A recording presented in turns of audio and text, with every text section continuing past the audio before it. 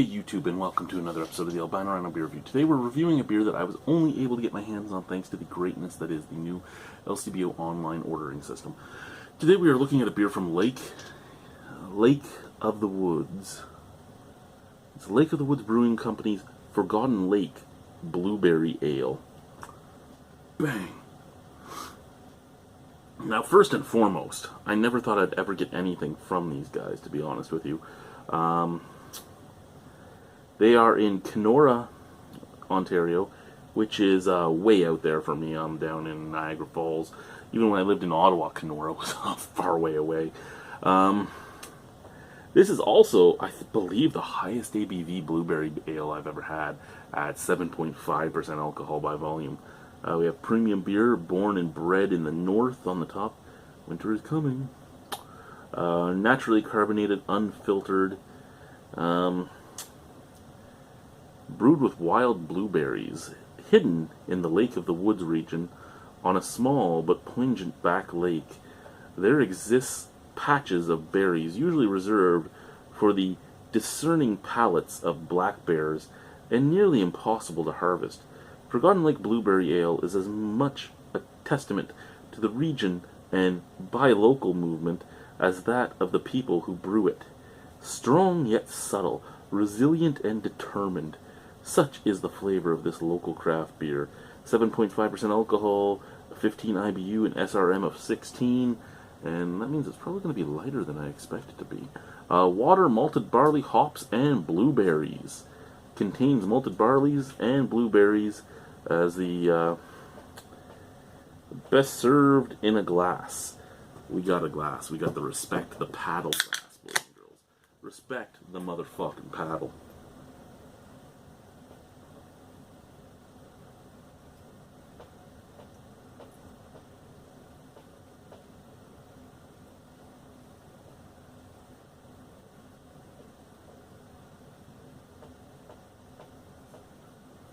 Okay, so we do have an unfiltered beer, that reddish hue, reddish kind of purpley hue. The head has a slight reddy hue to it. I would have expected more of like a pink or purple head with a blueberry beer. Lots of big, thick white head though. Big snap, crackle, pop on there. Let's pour the rest of this in there. There we go. Visually, it looks like a beer that has blueberries in it. I'll give it that. I will give it that. Smell.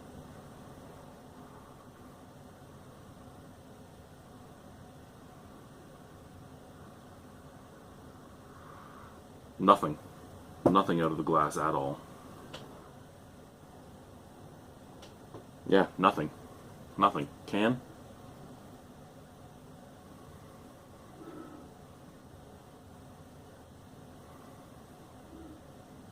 Smells like a can. In all honesty, it kind of smells like an ice beer, like that sugary sweet maltiness with a tiny bit of fruitiness to it, a tiny bit of the blueberry. So, I was extremely excited about this beer. I'm still excited to try it, but not as excited now, to be honest with you. Let's get into it. Cheers.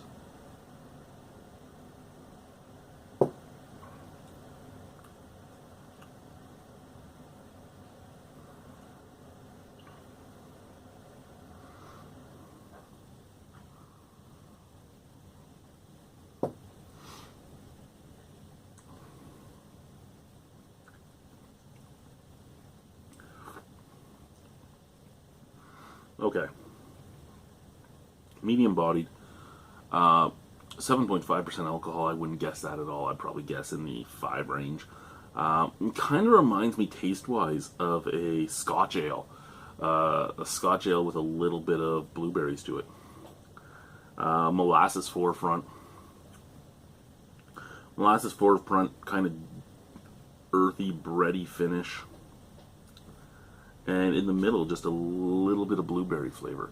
And I mean, not overly sweet, not overly bitter, nothing like that. It's just a little blueberry flavor, and it's not even the fake blueberry. It doesn't taste like Astro yogurt or anything. It actually tastes like blueberries, but it's minimal. It's minimal. I don't know if it just fermented out. I don't know if the like molasses and caramel forefronts of the almost Scotch ale like tasting beer overpowers it. I don't know if because it's a wild blueberry, it's just a different strain of blueberries than what I'm used to. I don't know any of that. I just know that for a blueberry beer, it actually tastes like blueberries, unlike a lot of blueberry beers that taste like Astor yogurt. But it doesn't have all that much blueberry flavor. It's a little bit of a letdown that way. However, it looks good. It smells like nothing. And it's 7.5% alcohol, so it will get you drunk. And it was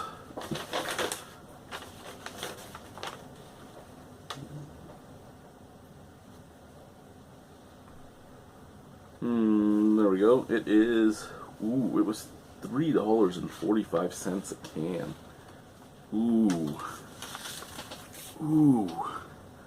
So $3.55 after you add the deposit. Would I want that again? No. I think that's the most expensive thing other than the bottles I picked up. Let's just double check this here.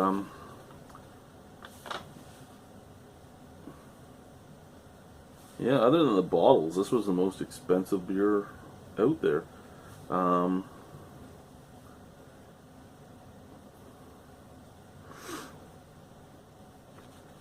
I mean, I get it. It's coming from Kenora. It has a lot more of a travel time.